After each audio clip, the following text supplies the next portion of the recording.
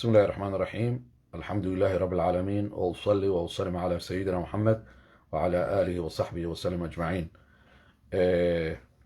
markaan tafsiirkii suuratulbaqara akhrintiisii aayaddii koowaad iyo aayaddii labaad aan dhammaynay salaadii duhur oo masaajidkeena ayaa la soo gaaray. marka waxaa lama horaan ahayd inaan joojino si jamaacadan u oogno, kadib markaasi aan soo noqdo oo siiradii aan dhammaystiro. marka halkan waxaan dhammaystiraynaa qaybtii labaad oo ah siirada nabiga caleyhi salaatu wasalaam.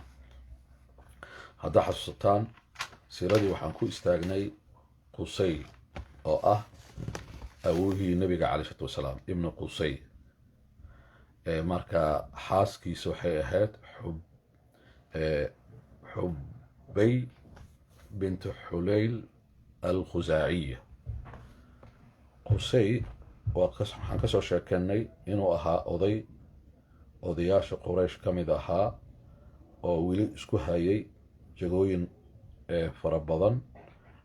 nadwadii isagaa ka mas-uul ahaa, sida baarlamaanka oo kale u ahaa. siqaayadii, soo dhoweyntii, waraabintii xujaajka isagaa ka mas-uul ahaa, oo iyadana qeyb muhiim ayay ahayd. calankana isagaa gacanta ku hayay, waa kasoo sheekeennay. kadib markuu dhintay waa la kala qeybiyey intaas. waxaan kaloo kasoo sheekeennay qusay inuu ahaa nin dadka aada u kulmiya. sidaa darteeda qusay ama nabiga awowihiisa caleyhi salaatu wasalaam, nabi maxamed sala allahu caleyh wasalam, awowihiisa qusay wuxuu ahaa ayaa la yidhaahdaa marka loo fiiriyo faraca nabiga caleyhi salaatu wasalaam intaan la gaarin maaragtay cadnaan, ruuxa keliya oo jumco samayn jiray ama jimcaha oogi jiray iyadoo markaa salaad aan la tukan jirin. wuxuu samayn jiray maalinta jimcaha dadka kacbadu ku kulmin jiray, waa u khudbayn jiray jimco kasta, naseexo iyo waano iyo wanaag in laga shaqeeyo. marka rasuulka caleyhi salaatu wasalaam sulbigiisa wuxuu ku hayaa dad khayr ka shaqayn jiray. marka intaas kadib marka qusay markaan sii wadno waxaa dhalay ibnu kilaab. kilaabna xaaskiisa waxay ahayd faatima bintu sacad. marka faatima bintu sacadna waxaa la yidhaahdaa yamaani ayay ahayd, qof dhankaas yaman ka soo jeeda. waxaa isagana dhalay ibnu mura oo xaaskiisa ahayd hinda oo reer bani fahar ibnu malik ah. iyadana ibnu mura waxaa isagana aabba u ah ibnu kacab. isagana xaaskiisa waxaa ahayd waxshiya oo ah bintu shaybaan min bini fahar ayay ahayd, sida xaaskii hore oo kale. markaasi kadib isagana waxaa dhalay ninkaas odayga ibna lu'ay oo xaaskiisa ahayd umu kacab. maariya oo reer qadaaca kusoo jeeda. haddana isagana waxaa dhalay ibnu khaalib. waxaan wadnaa abtirsihii nabiga caleyhi salaatu wasalaam, abtirsihihiisa. isagana xaaskiisa waxay ahayd umu lu'ay. waxaa markaas lu'ay dhalay ibnu fahr ama fahr. xaaskiisu waxay ahayd zawja maaragtay umu khaalib oo ah reer hudayl. marka qowlka culummada badan oo taariikhda waxay dhahaan meeshan oo ibnu fahr magaca oo quraysh ama qabiilka quraysh meeshaanu kasoo bilowdaa. marka ibnu fahr ama fahr laftigiisa ayaa quraysh ahaa. ibnu fahr qabiilada quraysh oo dhanna ninkaasi maaragtay ay ku abtirsadaan.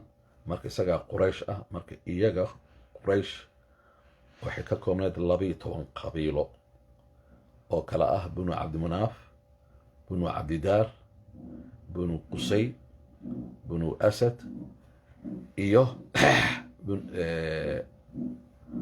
haddaan sii wadno binu qusay, binu asad, binu cabdilcuza, ابن قصي، ابن زهرة، ابن كلاب، ابن مخزوم، ابن يقظة، ابن مرة. مركز كدب بنو تميم، ابن مرة. كدب بنو عدي، ابن كعب. كدب بنو سهم، كدب بنو عمر، ابن كعب. كدب مركز بنو عامر. إيوه بنو تيم، وماشو كسو جيدو سيدنا أبو بكر. بنو الحارث، ابن فهر، ابن محارب، ابن فهر. intaasi waa 12 qabiil ee quraysh. labay u qaybsanaayeen. qayb ka mid ah waxay deganaayeen maka gudaheeda ay deganaayeen fi batni maka. magaca loo bixiyey waxaa la dhihi jiray quraysh albitaax oo albitaax. kuwa deganaa dawaaxiga oo ah banaanka quraysh magaca loo bixiyey quraysh addawaahir, qurayshtii banaanka deganayd.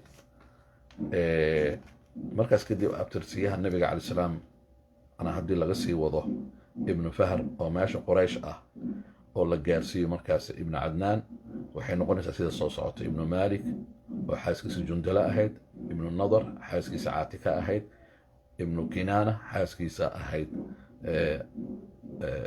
bira, ibnu khusayma xaaskiisa ahayd cawaana, ibnu mudrika xaaskiisa ahayd salma، ابن إلياس حاسكيسة أهيد خندف، ابن مضر حاسكيسة أهيد الرباب، ابن نزار حاسكيسة أهيد سودة، ابن معد أما معد حاسكيسة أهيد معانة. مركز كدمنا ابن عدنان أو أبوها النبي عليه الصلاة والسلام. علماء قالوا حيدحان نصب كعرب waxay ku istaagtaa meesha la yiraahdo cadnaan ay ku istaagtaa. waana axadu ibnaa ismaaciil. ismaaciil ilmihiisa mid ka mid ah waaye ama ku abtirsa ismaaciil. culummada waxay yidhaahdaan cadnaan markii la gaarsiiyo nabiga calayhi salaatu wasalaam wixii ka soo horeeya oo dhan waa la isku waafaqsan yahay. culamaa u taariikh iyo muxadisiinta dhammaan waxay leeyihiin wixii cadnaan ka hooseeya waa sax, waa la hayaa. laakiin cadnaan wixii ka dambeeya ilaa ismaaciil inta u dhaxaysa wax la hubo say isugu xigaan iyo tirada intay la eg tahay, inay tiro yar meesha ku jirto, tiro dheer inay ku jirto, cid og ma laha. laakiin culummada taariikhda waxay dhahaan cadnaan waagii nabi ismaaciil marka laga soo bilaabo abtirsigiisa ilaa cadnaan waagii nabi ciise ayuu noolaa. marka 500 sano u dhaxaysay leeyihiin. soo la socotaa nabiga wuxuu dhashay 571 570 oo milaadiga ah 531 ama 572. marka 570 ayaa ka soo wareegatay waqtigaasi cadnaan ilaa nabiga dhalashadiisa. marka cadnaan waxay ahayd waqtigii nabi ciise uu noolaa calayhi salaam. nasabka rasuulka calayhi salaam ilaa cadnaan waa la isku raacay. magacyadaasi iyo abtirsiimahaasi waa la hubaa. wixii ka dambeeya cadnaan iyo ismaaciil inta u dhaxaysana la iskuma raacsana.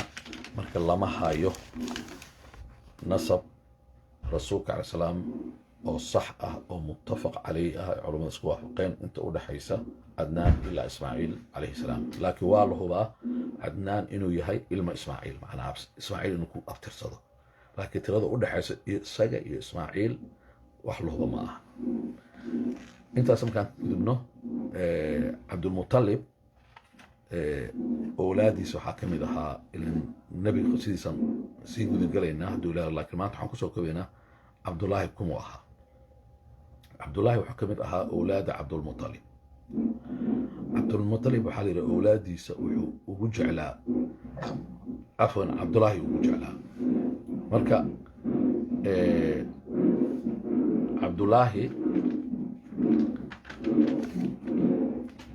cabdullaahi oo ah nebiga aabihiisa calayhi salaam, intaanan ka sheekeynin taariikhdiisa oo usbuuca soo socda ka sheekeyn doon taariikhdiisa iyo guurkii isaga iyo aamina. isaga taariikh kooban uu leeyahay nolosha qoyska cabdulmutalib. taariikhdaasi waxay ahayd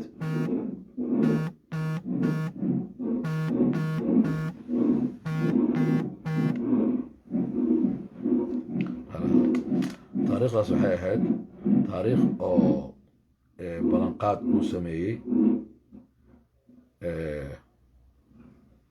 cabdulmutalib oo ah in ilmihiisa mid ka mid ah uu gowrici doono